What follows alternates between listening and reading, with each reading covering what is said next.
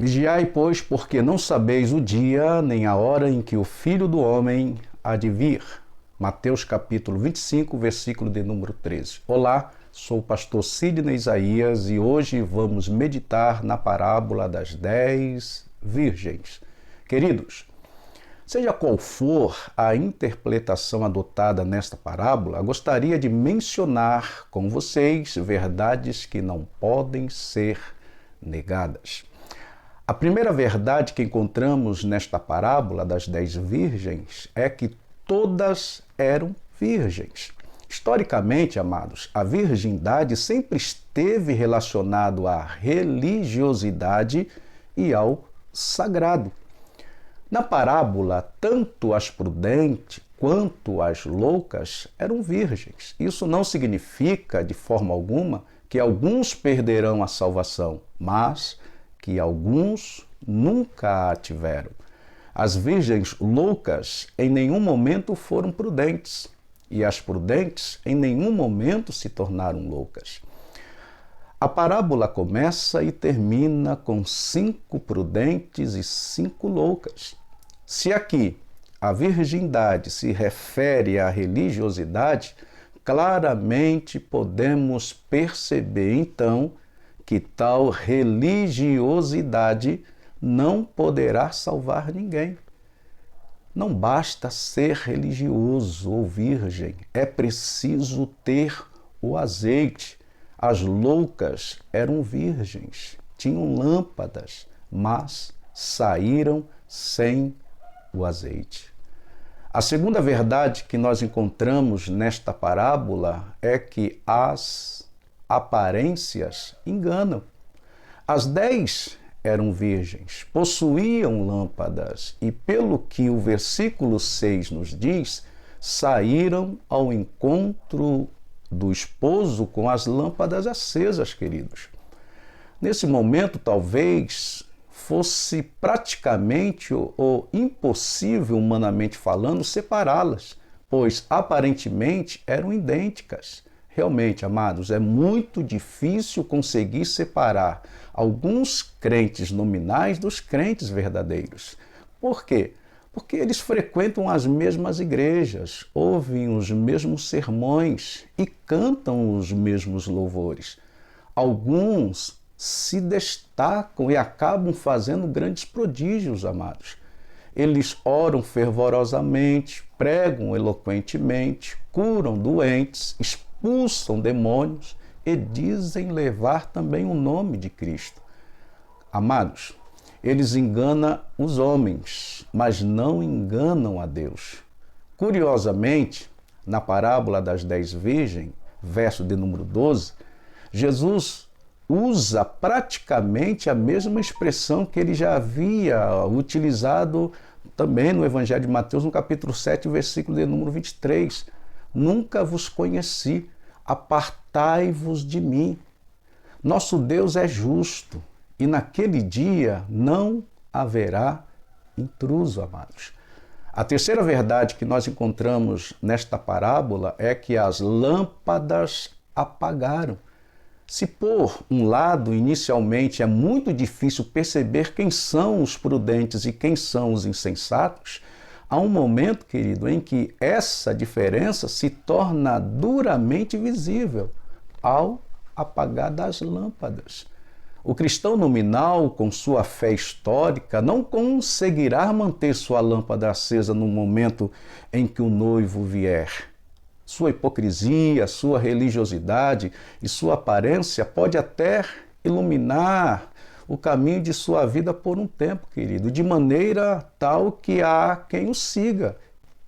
Na realidade, veja bem, quando olhamos para a lua durante a noite, ficamos assim admirados por sua luz. Mas logo de manhã, a verdade de que ela não possui luz alguma vem à tona, amados. Ela reflete uma luz que não é dela. A fé histórica é assim. Brilha por um tempo, mas nunca terá o brilho definitivo da verdadeira fé salvadora. O quarto ponto, ou a quarta lição, ou a quarta verdade que nós encontramos nesta parábola fala sobre o azeite, que ele é pessoal.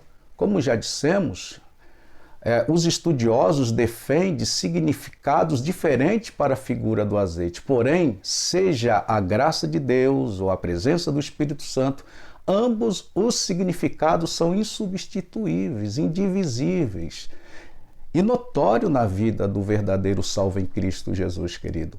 Quando a graça de Deus alcança o pecador, ele é regenerado pelo Espírito Santo e passa a conhecer a fé salvadora. Esse azeite não se pode dividir, é pessoal, foro íntimo, suficiente apenas para os prudentes.